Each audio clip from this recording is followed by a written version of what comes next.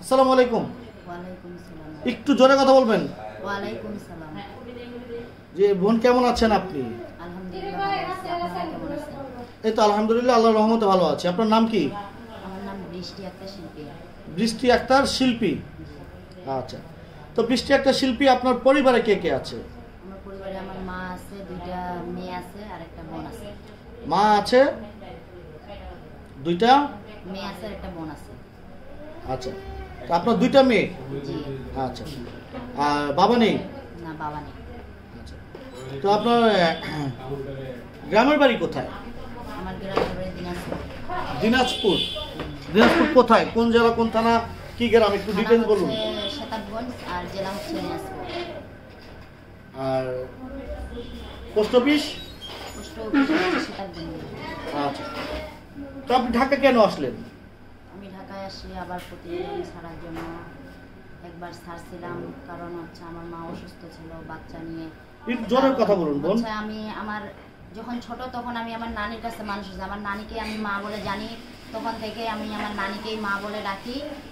কিন্তু তখন আমার মা অসুস্থ ছিল, তার জন্য আমি প্রতিবেদনে আসছিলাম। ছোট বাচ্চা নিয়ে কাজকাম করতে পারতাম না, মায়ের অপারেশন করবো না হচ্ছে বাচ্চা সামলাবো, কারণ আমার তো আর তেমন কোনো গার্জিয়ান নেই যে হচ্ছে চিকিৎসা করবে।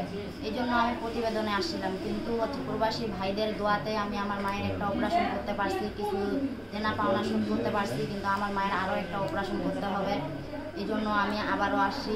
দুইটা মেয়ে আছে, বড় মেয়েকে হচ্ছে আলিম মাদ্রাসায় পড়াই, কিন্তু তার খরচাপাতি লাগতেছে, মায়ের ওষুধ পানি লাগতেছে, কি অপারেশন এগুলো একটা মেয়ে মানুষ, অনেক মানে সমস্যার মধ্যে আমি আছি। এই জন্য প্রবাসী ভাইদের কাছে আবারও আসছি।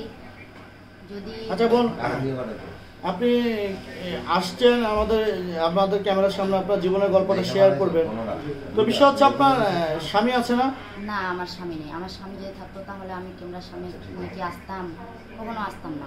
স্বামী নাই কেন, কিভাবে আপনার বিয়েটা হলো, আবার স্বামী কি হয়েছে, একটু আমাদেরকে খুলে বলুন তো বোন। আমি যখন স্কুল লাইফে পড়তাম তখন ছেলে আমাদের ওইখানে কাজ কাম করতো, আমাকে দেখতো, দেখে হচ্ছে পছন্দ করছিল। পছন্দ করার মাধ্যমে হচ্ছে আমার বান্ধবীদেরকে দিয়ে বলছিল, কিন্তু আমি হচ্ছে তাকে কখনো পছন্দ করতাম না, কারণ আমার গার্জিয়ান নেই। আমি আমার নানিকে মা বলে জানছি, ছোট থেকে সেখানে মানুষ হয়েছি। কারণ আমাকে নানি যেখানে বিয়ে দিবে আমি সেখানেই বিয়ে করব, কারণ তাদের অবিরুদ্ধে আমি যাইতে পারবো না। কারণ তারা আমাকে বড় মুখ করে নিয়ে গেছে, নিয়ে গিয়ে মানুষ করছে, কারণ তাদের তো আমি সম্মান ডুবাইতে পারি না। কিন্তু সে অনেক বোঝানোর পর, বলা কোহার পরে, তখন হচ্ছে আমার বান্ধবীকে দিয়ে বলছিল যে এরকম আমি বিয়ে করতে চাই বৃষ্টিকে। তো বৃষ্টি তো আমার কথা শুনতেছে না। তখন আমার বান্ধবীকে বললো, শোন, আমার বান্ধবী আসে বলতেছে যে বৃষ্টি শোন, ছেলেটা তো ভালোই দেখতে শুনতে। আমি বলতেছি, শুন, ভালো তো হইলে হবে না, আমি যেভাবে মানুষ হয়েছি সেটা যদি ও মানে বা মেনে নেয় ওর গার্জিয়ান, তাহলেই হবে। কারণ আমার গার্জিয়ান আছে, আমার গার্জিয়ান লেভেলে বলতে হবে। তখন ওর গার্জিয়ানকে পাঠাইছিল আমার মার কাছে, পাঠানোর পর তখন সব কিছু যাচাই বাছাই করলো বিয়ে শাদি দেওয়ার জন্য। তখন ওদেরও পছন্দ হলো, আমাকে দেখে দেখানোর পর তখন ওরা যৌতুক চাইছিল 1 লাখ টাকা। তখন আমার মা বলছে যে আমি 1 লাখ টাকা দিতে পারবো না, তাহলে ওইটা ভাঙানো হোক। তখন মানে বলে কয়ে 80,000 টাকা হয়েছিল। তখন তো আমার মা সুস্থই ছিল, মানে যা ইনকাম করছিল করে মানে কিছু টাকা উনি রাখে আমার বিয়ের সময় 30,000 টাকা দিছিল, আর বাদ বাকি টাকা বাকি ছিল। মানে চুক্তি হয়েছিল যে এতদিন পর বা এতদিন পর দিবে। কিন্তু হচ্ছে বিয়ে করার পর তার কিছুদিন মানে না যেতে, মাস ডাইরেক্ট না যেতেই সে টাকার জন্য আমাকে জুলুম করে, মারধর করে, হচ্ছে এমন ভাবে নির্যাতন করতো, সেটা বলার মতো না। না পাইছি আমি স্বামীর হাতের একটা ভালোবাসা, না পাইছি কোনো কিছু। মানে স্বামীদের হাতের অনেক কিছু পাই, কিন্তু আমার এমনই দুর্ভাগ্য যে আমি আমার স্বামীর হাতে কোনো কিছুই পাইনি। মানে যখন ওর হচ্ছে আর কি সুযোগ সুবিধা মতো লাগতো, সে তখনই শুধু আমাকে ব্যবহার করছে, এর বাইরে কখনো আর তার সাথে আমার কোনো সম্পর্ক হয়নি। আচ্ছা বোন, আপনার এখন বর্তমান বয়স কত রানিং? আমার এখন বর্তমান রানিং বয়স চলতেছে 20 বছর বয়স। জি। তো আপনি স্বামীর কাছ থেকে বিতাড়িত আজকে কতদিন? বিতাড়িত হয়েছি 5 বছর চলতেছে। 5 বছর চলতেছে। জি। মানে আপনার বাল্য বিবাহ যেটাকে বলে? হ্যাঁ, বাল্য বিবাহ হয়েছে। তো মা হয়েছেন আপনি, দুইটা সন্তানের মা হয়েছেন। বিয়ের কতদিন পর? আমার বড় মেয়ে হয়েছিল মাস 3 যখন হয়েছিল তখনই আমি অন্তঃসত্ত্বা হয়েছিলাম। তখন আমার বড় মেয়ে হয়েছিল বড় মেয়ে হওয়ার পর তখন মোটামুটি খুশিই ছিল, কিন্তু তার বাইরেও মানে ওর অন্যখানে মানে মেয়েদের সঙ্গে সম্পর্ক ওর বন্ধু বান্ধবরা বলতো, কিন্তু আমি অতটা গুরুত্ব দিইনি।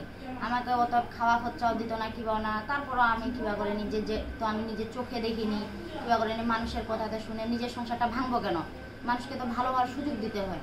সেই হিসেবে মানে আমি দেখতাম কিবা করতাম, আসে যৌতুকের চাপ দিত, খাওয়া খরচা দিত না। ছোট বাচ্চা নিয়ে আমাকে বলতো নিজের খাওয়া খরচা নিজে তুই ম্যানেজ করে নে, আমি বুঝাই বলতে গেলে আমাকে মারধর করতো। আচ্ছা বোন, আমার মনে পড়ে গিয়েছে, মনে হয় আপনাকে নিয়ে এর আগেও একটি প্রতিবেদন করেছি।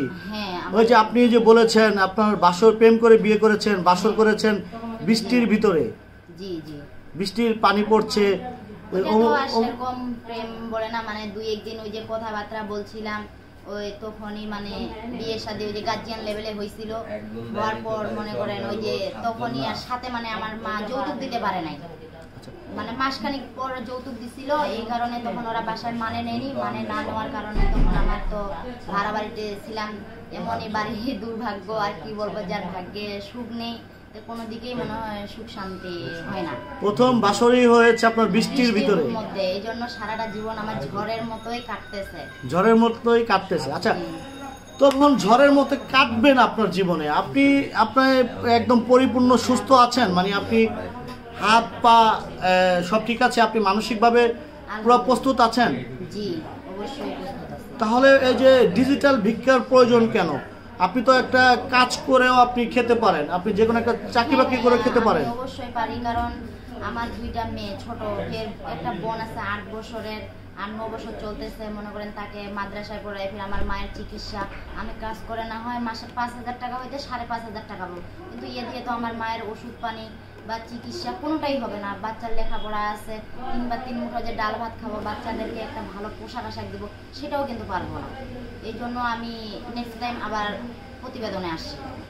আচ্ছা বোন, ইচ্ছা থাকলে উপায় হয়, ইচ্ছা থাকলে উপায় হয়। মানুষ ছোট থেকে বড় হয় বা অল্প থেকে মানুষের শিক্ষা নেওয়া উচিত। জি জি। তো আপনি যদি ইচ্ছা করতেন বা আপনার যদি চেষ্টা থাকতো, তাহলে আপনি ভালো কিছু করতে পারতেন। এভাবে ইউটিউবে এসে ডিজিটাল ভিক্ষা করার কোনো তো প্রয়োজন ছিল না, প্রয়োজন পড়ে না। অনেক চেষ্টা করছিলাম, কারণ তখনই অপারেশন করতে আমার মায়ের মনে করেন 80,000 টাকার মতো গেছে, তারপর আরেকটা এখন মানে টিউমার ধরা পড়ছে, কারণ চেষ্টা করেও তো অত সব হয় না, অনেক ঋণ মহাজন করছি। আচ্ছা, সেটা নাইলে বাদ দিলাম আমরা, ঠিক আছে, ক্ষণিকের জন্য সেটা বাদ দিলাম। তারপরে হচ্ছে আপনার এখন প্রাপ্ত বয়স, তো আপনি স্বামীর কাছ থেকে বিতাড়িত আজকে কতদিন বললেন? 4 বছর স্বামীর কাছ থেকে বিতাড়িত। তো আপনার তো এখন প্রাপ্ত বয়স, তো আপনি সেকেন্ড টাইম বিয়ে বসলেন না কেন? সেরকম পাই নাই, তারপরে মনে করেন বাচ্চা ছোট, বিয়ে বসি নাই, ভাবতেছি এখন বাচ্চা ছোট, আমাকে হয়তো মানবে, কিন্তু আমার 2টা বাচ্চার দায়িত্ব নাও নিতে পারে, কি নয়া দায়িত্ব নিবে, পরে যখন ওর ঘরে যখন আরেকটা বাচ্চা হবে তখন তো আমার বাচ্চাগুলোর দায়িত্ব নাও নিতে পারে। এইসব ভাবনা চিন্তা করে আমি আর বিয়ে শাদী বসি নাই। তাতেই তো হঠাৎ করে আমার মা অসুস্থ হয়ে পড়লো, কাজ কাম করলাম, মনে করেন কাজ কাম করে আমার মায়েরও কিছু জোরানো টাকা ছিল, ঋণ মহাজন। মূলত হচ্ছে আপনি তো বোন দেখতে শুনতে মাশাআল্লাহ খারাপ না, আপনার চেহারার গঠন ভালো, বা আপনি লেখাপড়াও মোটামুটি জানেন বলেছেন। তাহলে আমাদের সমাজে তো যাদের যে সকল নারী আছে 45, 50, 30, 35, তাদেরও বিয়ে হচ্ছে, তারাও বিয়ে বসছে এবং তারাও সংসারী হচ্ছে। তো আপনার তো 20 বছর বয়স, আপনি কেন পারবেন না? আপনার ইচ্ছা তো না, ইচ্ছা আছে কিনা সেটা বলুন। অবশ্যই ইচ্ছা আছে আমার, এরকম একটা বয়স, এরকম বয়সে তো অবশ্যই একটা খালের প্রয়োজন আছে, অসুখ ব্রাম হলে, কারণ আমার মা যেরকম অসুস্থ, হঠাৎ কি হবে না হবে আল্লাহ ছাড়া কেউ বলতে পারবে না, কিন্তু আমরা মানুষ উপলক্ষ চেষ্টা তো অবশ্যই করতেছি যাতে আমার মা সুস্থ থাক, আল্লাহ তাকে হায়াত দারাজ করুক, সুস্থ সশরীরে রাখুক, কারণ আমার মা ছাড়া আমার আর মনে করেন এই পৃথিবীর মধ্যে ধরতে গেলে কেউ নেই, কারণ আজ যদি আমার মায়ের কিছু হয়ে যায় তাহলে আমাকে দেখার মতো কেউ নেই। তাই তো অবশ্যই আমার একটা স্বামীর প্রয়োজন আছে, কারণ সেরকম আমি মনের মতো কাউকে পাইনি।